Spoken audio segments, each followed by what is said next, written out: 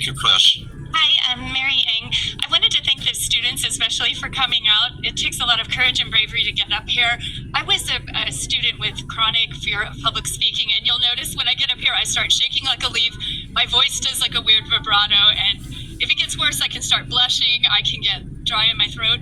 So don't be shy. Go out there and be community leaders wherever you wind up. Your skills are valuable across the board. Get involved with your this fear of imminent homelessness is I just can't imagine what you're going through right now.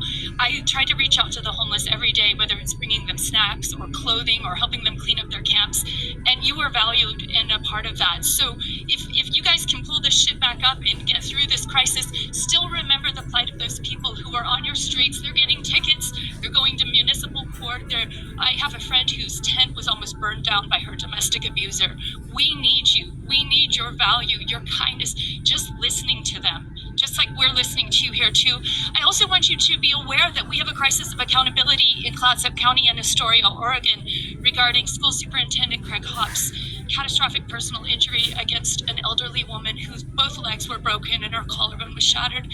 I believe that the public was not alerted in good time as to the traffic dangers down there by Dairy Queen, and I believe that when people seek to have contact with children, we need to know that they're fully vetted, have a high standard of integrity and accountability in crisis management. That oversight, I think, was very hurtful to her, and I shook his hand today. I met him, and I thank him for his service to this community.